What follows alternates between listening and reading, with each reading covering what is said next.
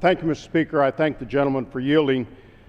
It was pointed out that I'm the chairman of the House Education Workforce Committee. As the name suggests, the committee has broad jurisdiction over policies affecting our nation's classrooms and workplaces. It goes without saying that both face difficult challenges today. Budget constraints continue to plague states, school districts, and institutions of higher education, straining their ability to effectively serve students.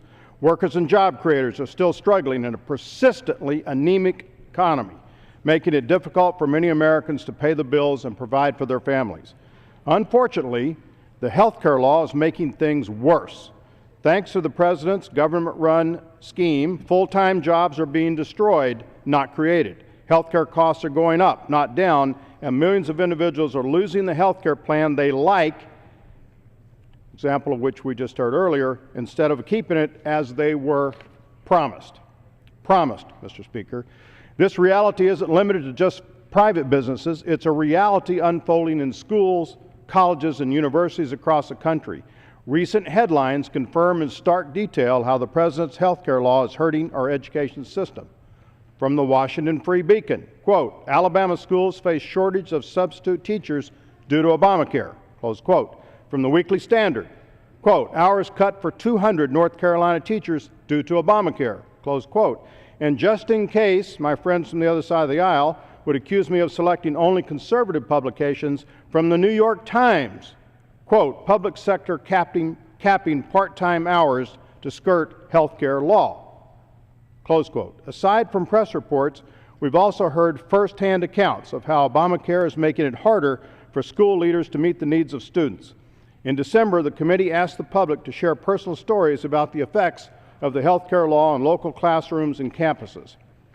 Heliana from St. Anthony, Minnesota, described her dream to teach at the school she once attended as a student.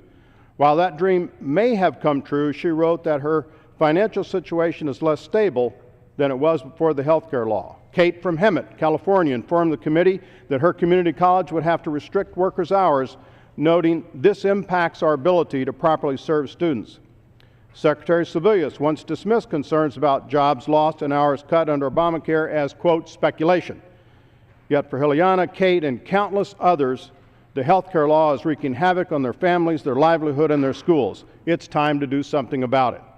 By restoring the traditional standard of full-time work, the Save American Workers Act will help restore workers' hours and allow them to earn the wages they deserve. And just as important, the legislation will provide relief for schools grappling with a flawed health care law. Congress should not stand by while teachers have their hours cut and students receive diminished access to educational opportunities, all because of bad policies out of Washington. Certainly, I urge my colleagues to provide relief for our nation's workplaces and classrooms by supporting the Save American Workers Act.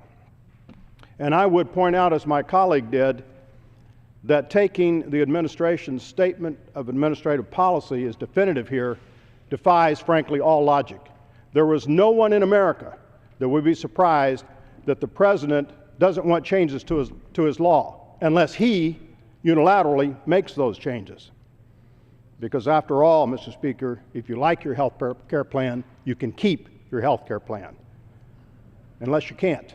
If you like your doctor, Mr. Speaker, you can keep your doctor, except when you can't.